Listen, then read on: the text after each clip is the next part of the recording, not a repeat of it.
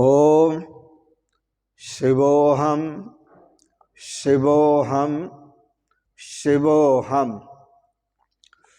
ओम सच्चिदानंद रूपाय विश्वोत्पत्त्यादि Hathaway तापत्रय विनाशाय श्री कृष्णाय वयं नमः।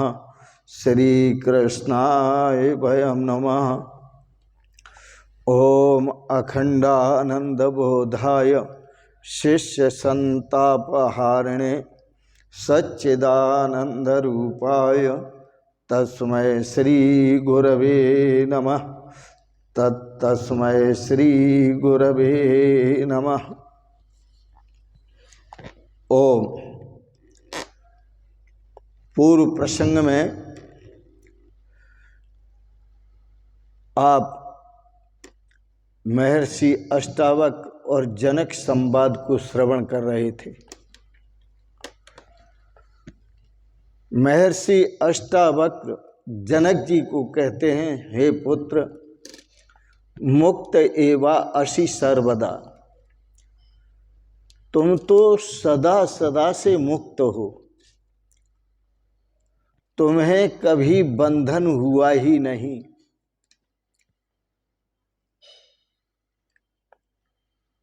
और अभी मुक्त हो, इसी क्षण मुक्त हो।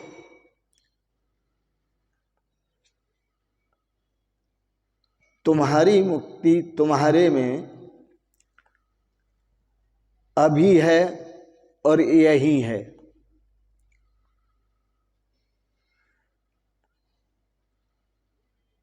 प्रश्नकर्ता प्रश्न करते हैं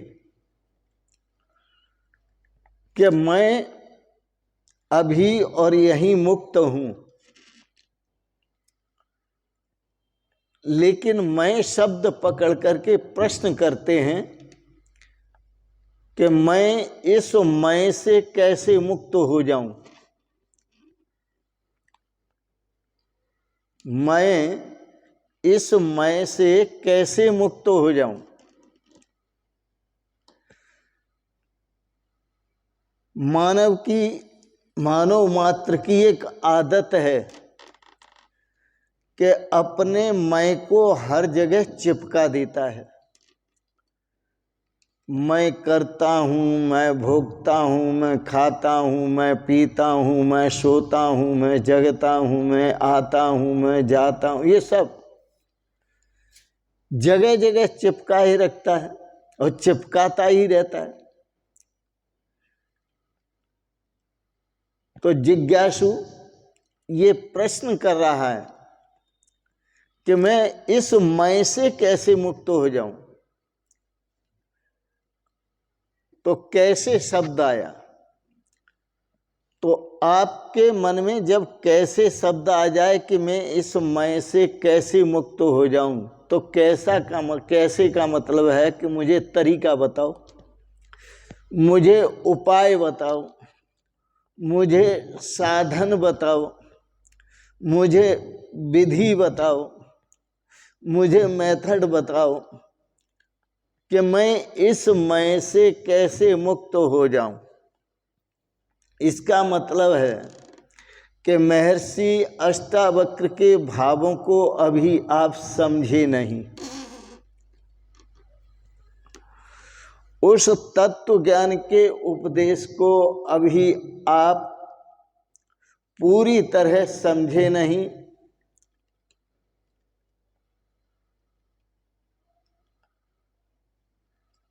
क्योंकि कैसे पूछते हो तो इसका मतलब तुम्हें कोई अनुष्ठान बताया जाए कि ये अनुष्ठान करो तब तुम मुक्त होगे। पर महर्षि अष्टावक्र तो ये कह चुके हैं, अयमेव ही ते बंध समाधिम अनुतिष्ठसि। हे तात, तुम्हारे लिए यही बंधन है कि तुम समाधि का अनुष्ठान कर रहे हो। कैसे? मैं इस मैं से कैसे मुक्त हो जाऊं? यानी कोई विधि बताएं, कोई विधान बताएं। आपने कैसे पूछा कि मैं कैसे मुक्त हो जाऊं, तो आप इस तत्व ज्ञान से चूक गए, इस ब्रह्म ज्ञान से चूक गए, इस अध्यात्म ज्ञान से चूक गए। और यह चूकना ठीक नहीं।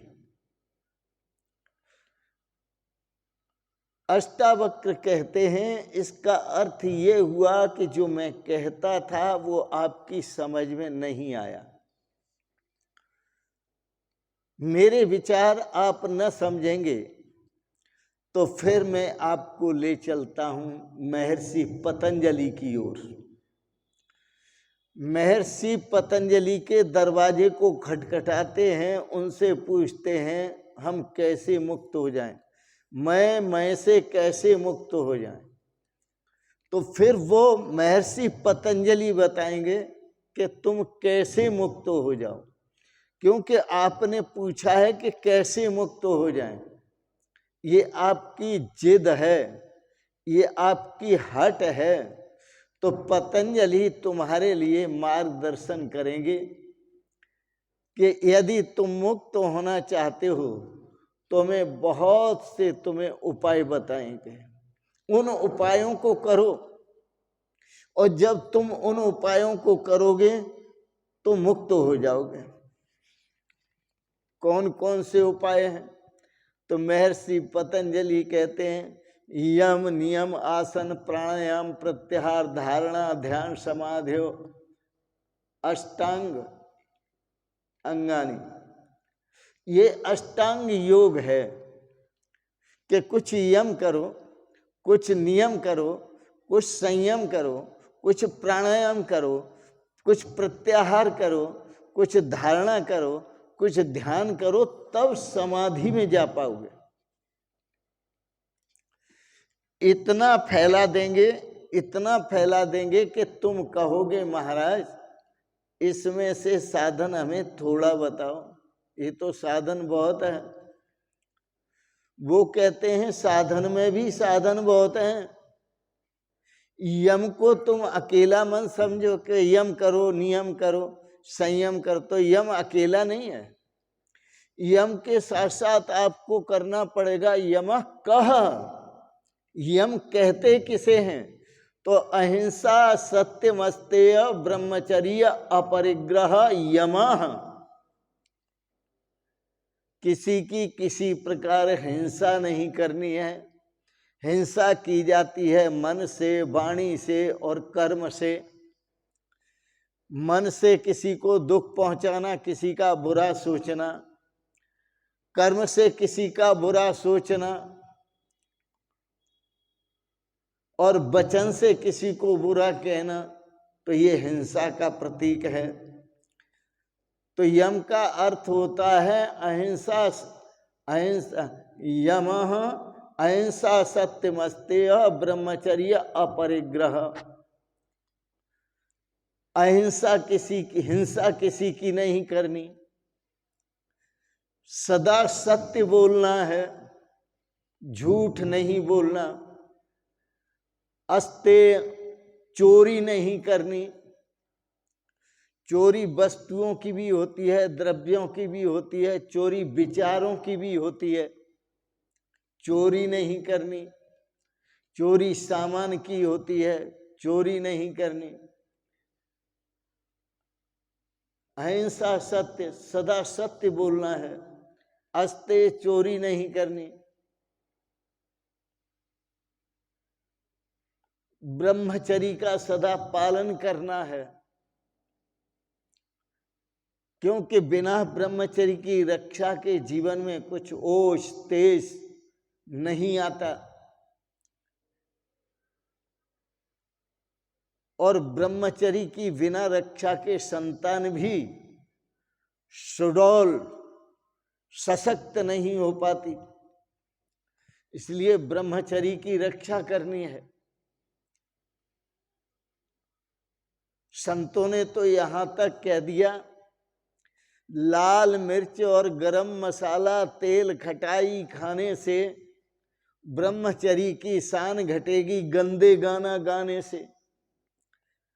आजकल तो मोबाइल में गंदे चित्र भी बहुत दे रहे हैं देने वाले।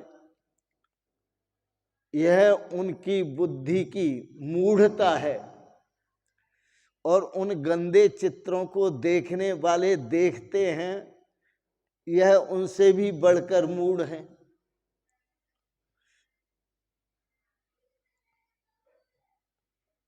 तो ब्रह्मचर्य की रक्षा करने के लिए लाल मिर्च और गरम मसाला, लाल मिर्च नहीं खानी ज्यादा, गरम मसाला भी नहीं खाना, क्योंकि ये सब कामो उत्तेजक हैं। लाल मिर्च और गरम मसाला तेल खटाई खाने से, खटाई भी ज्यादा नहीं खानी। लाल मिर्च और गरम मसाला तेल खटाई खाने से ब्रह्मचर्य की शान घटेगी गंदे गाना गाने से। गंदे गाने भी नहीं गाने। तो ये यम के अंदर आता है। इसलिए ब्रह्मचर्य का पालन करो। अहिंसा सत्यमस्तेय ब्रह्मचर्य अपरिग्रह, संग्रह नहीं करना बुराइयों का, दुर्गुणों का, दुर्व्यवहार का, बुराइयों का संग्रह नहीं करना, दुर्गुणों का संग्रह नहीं करना। संग्रह करना भी हो तो अच्छाइयों का संग्रह करो, सद्गुणों का संग्रह करो। तो यमः अहिंसा सत्यमस्तेय ब्रह्मचर्य अपरिग्रह, संग्रह नहीं करना। यमः, ये 5 साधन यम में आ जाते हैं। और फिर है नियम। नियम किसे कहते हैं तो नियम भी सुन लो। नियम कहते हैं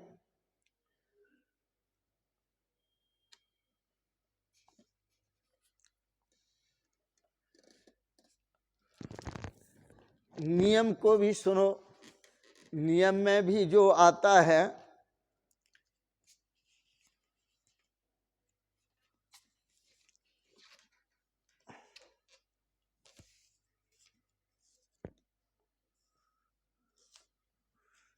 नियम बड़े कड़े होते हैं। और नियम में क्या क्या आता है? नियम में जो आता है, स्वाध्याय आता है, तप आता है, संयम आता है। तो ये जो इस अहिंसा सत्यमस्तेय ब्रह्मचर्य अपरिग्रह नियम में आता है शौच संतोष तपः स्वाध्याय स्वर प्रणधानानि नियमः। शौच का मतलब होता है अंदर की पवित्रता और बाहर की पवित्रता। अंदर से भी पवित्र रहो और बाहर से भी पवित्र रहो। और कितने पवित्र रहो कि इतने पवित्र हो जाओ कि परमात्मा स्वयं आकर के तुमसे मिले और पूछे कि हे लाल, तुमने इतनी शुद्धता पवित्रता जो धारण की है वो क्यों की है? इतना पवित्र होना है। कबीरदास जी को देखो, मन ऐसो निर्मल भयो जैसे गंगा नीर, पीछे पीछे हर फिरे कहत कबीर कबीर। कबीरदास जी हरि के पीछे नहीं फिरते, हरि कबीरदास जी के पीछे फिरते हैं। खुदी को कल कर बुलंद इतना, खुदी को कर बुलंद इतना कि हर तदबीर से पहले खुदा बंदे से खुद पूछे, बता तेरी रजा क्या है। तूने इतनी पवित्रता धारण की है, तेरी रजा क्या है। तो महाराज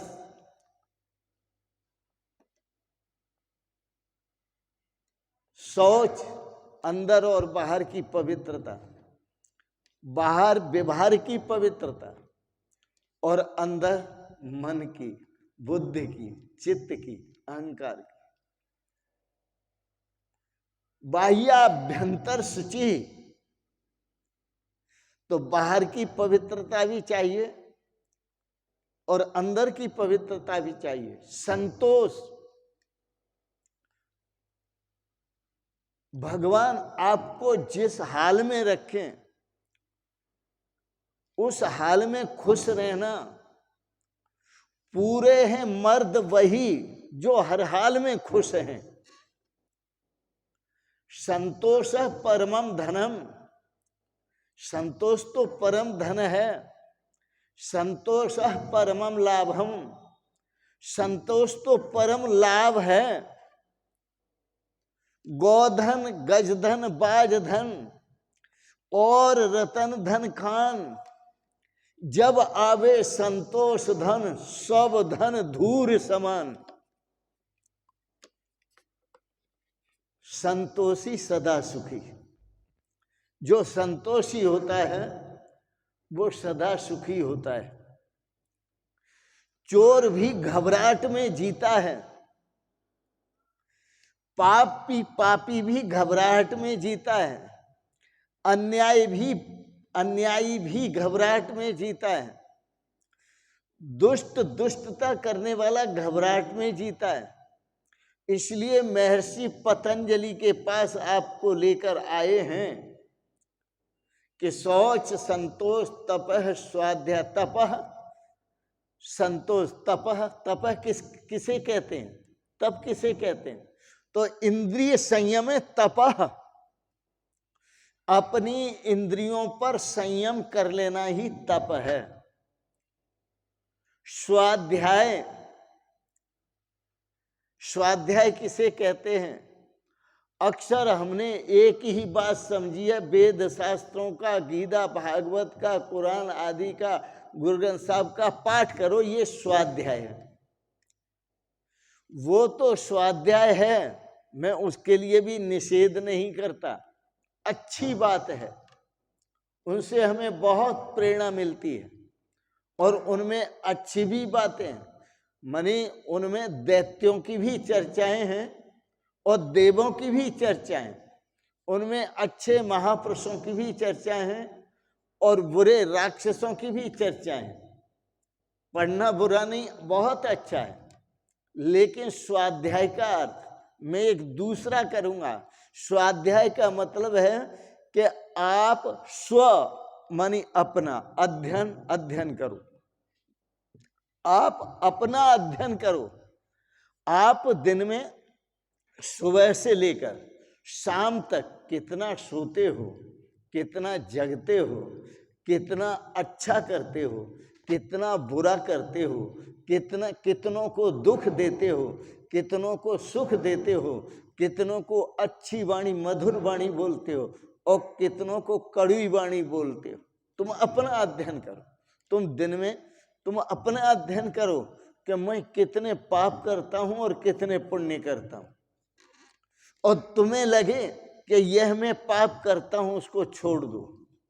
इसीलिए तो स्वाध्याय है।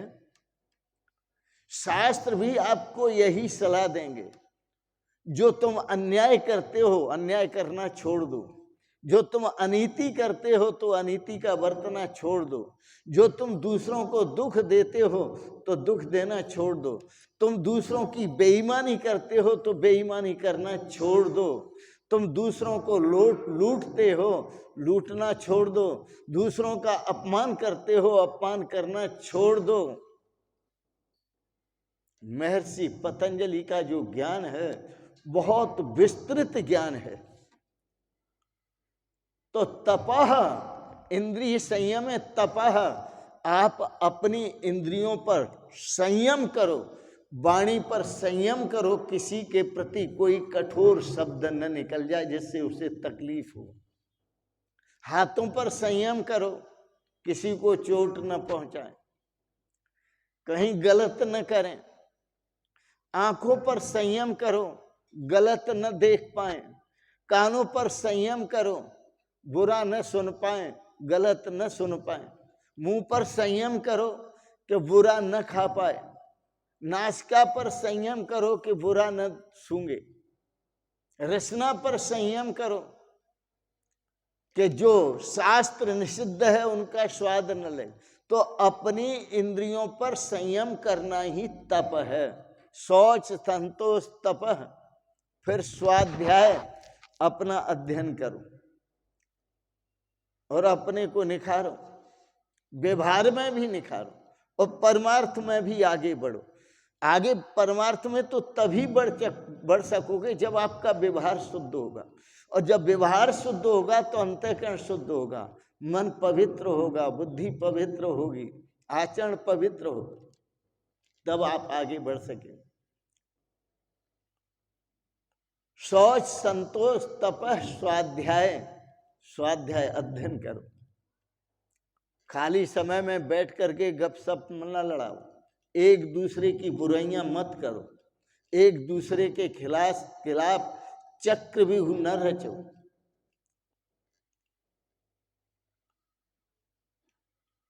शौच, संतोष, तपः, स्वाध्याय। अच्छा सोचो, अच्छा करो, अच्छा जीवन जियो, आनंद से जियो। ईश्वर प्रणधानानि, पांचवा साधन है ईश्वर प्रणधानानि, अर्थात ईश्वर चिंतन करना। अरे किसी की बुराइयों का चिंतन करने की अपेक्षा ईश्वर का चिंतन करो। किसी के दुर्गुणों को चिंतन करने की अपेक्षा प्रभु का चिंतन करो। किसी के प्रति अच्छाई और बुराइयों का ज्यादा विचार करने की अपेक्षा आप प्रभु के प्रति विचार करो और अपने जीवन को श्रेय की तरफ ले जाओ। ये सब हैं क्या? ये बताई हुई महर्षि पतंजलि की सीढ़ियां हैं। पहले यम पे चढ़ो, फिर नियम सीढ़ी है, फिर आसन सीढ़ी है, फिर प्राणायाम सीढ़ी है, प्रत्याहार सीढ़ी है, यम, नियम, आसन, प्राणायाम, प्रत्याहार, फिर धारणा सीढ़ी है, फिर ध्यान सीढ़ी है, फिर समाधि सीढ़ी है। चढ़ो सीढ़ियों पर। कैसे मैं से मुक्त हो जाऊं, तुम्हें साधन बताया जा रहा है। तो बहुत खोज करने वाले, जो शास्त्रीय ढंग से खोज करते हैं, वो बहुत खोज करते हैं, और बहुत खोज करने वाले अधिक से अधिक धारणा तक पहुंचते हैं। और जो घटना घटती है, घटना कौन सी घटती है? जिसमें मैं विलुप्त होता है, मैं खो जाता है, जिसमें अहंकार खो जाता है, जिसमें मेरे कर्तापने का अभिमान खो जाता है, वो घटना घटती है समाधि में। अब आप समाधि लगाओ तो भी आपको विचार करना पड़ेगा। क्या विचार करना है? कि महर्षि पतंजलि कहते हैं कि समाधि भी दो प्रकार की है। एक तो सविकल्प समाधि है और दूसरी निर्विकल्प समाधि है। अब आप कौन सी समाधि चाहते हो? सविकल्प समाधि चाहते हो या निर्विकल्प समाधि चाहते हो? महर्षि अष्टावक्र बांटते नहीं, लेकिन महर्षि पतंजलि आपको बांटते चले जाते हैं कि अब निर्विकल्प समाधि या सविकल्प समाधि, वो बांटते चले जाते हैं, सीढ़ियां बनाते चले जाते हैं। वो जमीन से लेकर आकाश तक सीढ़ियां बना देते हैं। अब आकाश का कोई अंत नहीं है, चले जाओ, चढ़ते चले जाओ, आकाश में उड़ते चले जाओ। और कहीं आकाश में छप्पर पड़ा हो, कोई छत पड़ी हो तो मुझे भी बता देना। आकाश अनंत है, इसका कोई अंत नहीं है। तो आप अनंत में भटक जाएंगे। तो अगर तुम कहते हो कि मैं से कैसे मुक्त हो जाऊं, तो ये कैसे शब्द है, ये आपको भटका रहा है, अनुष्ठानों में भटका रहा है। महर्षि पतंजलि तो कहेंगे ये अनुष्ठान करो, इसके बाद ये अनुष्ठान करो, इसके बाद ये अनुष्ठान करो, इसके बाद ये अनुष्ठान करो। शास्त्र भी आपको यही मार्गदर्शन करेंगे, पर शास्त्रों में भी सबसे ज्यादा मार्गदर्शक, जो मार्गदर्शन करने वाले हैं, वो महर्षि पतंजलि है।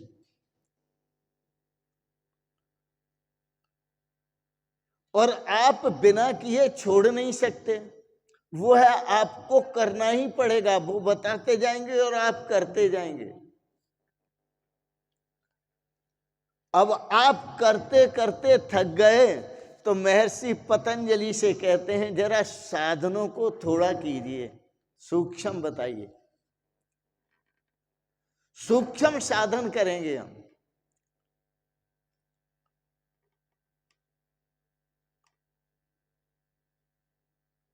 क्योंकि आप साधन करते करते थक गए, परेशान हो लिए, तब शांत होकर के बैठ गए, बोले इतने साधन हम नहीं कर पाएंगे, अब आप सूक्ष्म साधन बताइए।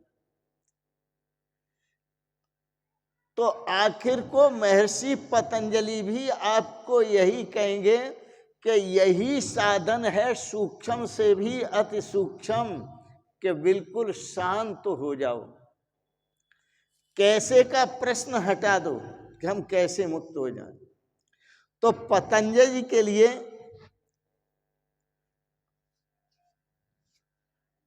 जो सीधे शांत नहीं होना चाहते, वो पतंजलि के पास जाएं, उनके पास चक्कर लगाएं, उनके पास जाकर दौड़ धूप करें और अनेक साधन करें। लेकिन जो सीधे शांत होना चाहते हैं, वो रुक जाएं, बिल्कुल ठहर जाएं। अपने दिमाग से कैसे शब्द निकाल दो, क्योंकि जो आप दौड़ करके प्राप्त करोगे, वह आपको जहां हो वहीं प्राप्त है।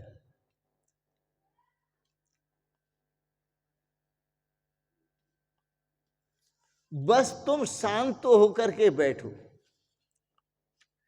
नहीं तो मैं आपसे पूछता हूं, मुझे बताओ परमात्मा कहां नहीं है।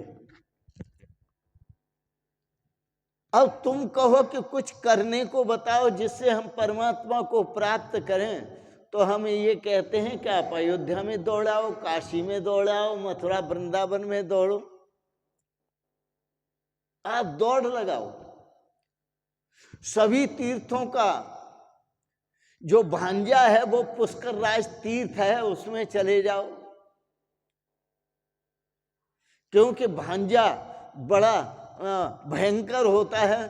कि यहां पर भी जो कंस का भांजा था वो बड़ा भयंकर था, उसने कंस की ऐसी तैसी कर दी। कंस का मतलब है कर्मों की, बुरे कर्मों की। तो आप ये बात क्यों नहीं समझते कि या तो सीधी बात समझ लो कि मुक्त एवासी सर्वदा, दो ही तरह के संत हैं, एक तो आपको ये बताएंगे कि तुम सदा सदा से मुक्त हो, कभी बंधन में आए ही नहीं। और यदि बंधन और मोक्ष की व्याख्या होती है तो ये गुणात्मक होती है। ऐसा ही शास्त्रों में कहा गया है, बंधो मुक्त इति व्याख्या गुणितो मेन वस्तुतः गुणस्य माया मूलत्वात् न मे मोक्षो न बंधनम। बंधन और मोक्ष की मुक्ति की जो व्याख्या है वो गुणात्मक है।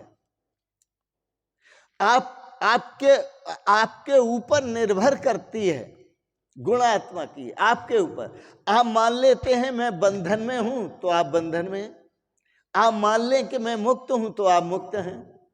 किसी को भी आप मान लेते हैं, लड़की किसी की है, लड़का किसी का है, वो चाहे तो 7 फेरे डाल के मान ले, चाहे बिना फेरे डाले मान ले ये मेरी है, और वो लड़की मान ले ये मेरा है, बंधन में हो गए। 7 फेरे डाल करके मान ले ये मेरी है ये मेरा है, तो बंधन में हो गए। मन का माना हुआ बंधन है। नहीं तो किसकी लड़की है और किसका लड़का है, लड़की कहाँ से आई है और लड़का कहाँ से आया। यदि पूछा जाए लड़की को कि तू कहाँ से आई है तो उसे भी पता नहीं, और लड़के से पूछा जाए तू कहाँ से आया है उसे भी पता नहीं।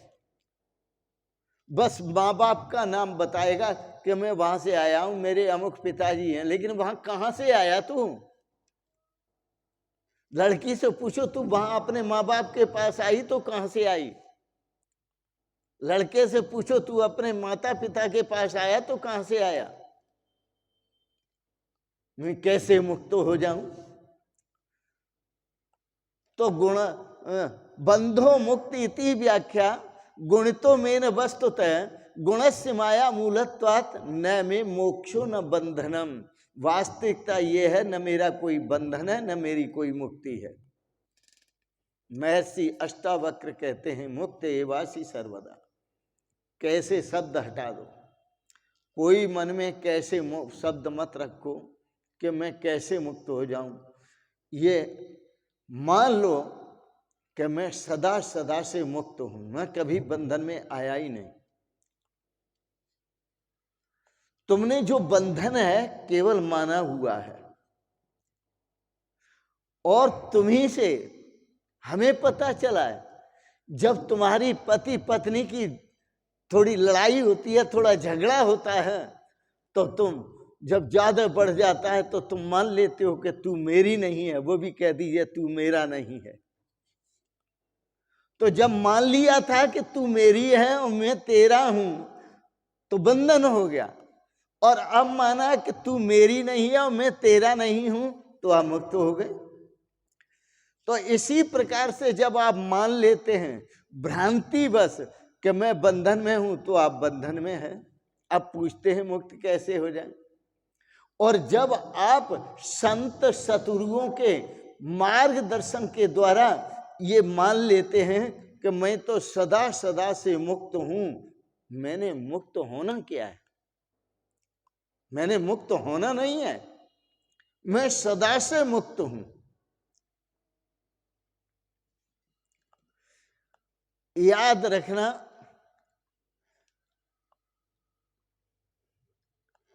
यदि आप उपायों में फंसे मुक्त होने के लिए, तरकीबों में फंसे मुक्त होने के लिए, साधनों में फंसे मुक्त होने के लिए, तो मैं आपको ये बताता हूं कि आपको बड़ी मुश्किल हो जाएगी मुक्त होने में। और हर तरकीब आपको मुक्त करने में छोटी पड़ जाएगी। आखिर तरकीब तो छोटी पड़ ही जाएगी, लेकिन याद रखना कि जिंदगी भी छोटी पड़ जाएगी।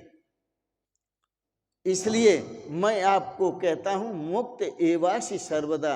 महर्षि अष्टावक्र जनक जी से कहते हैं, हे तात, हे पुत्र, तुम तो सदा सदा से मुक्त हो, कभी बंधन में आए ही नहीं।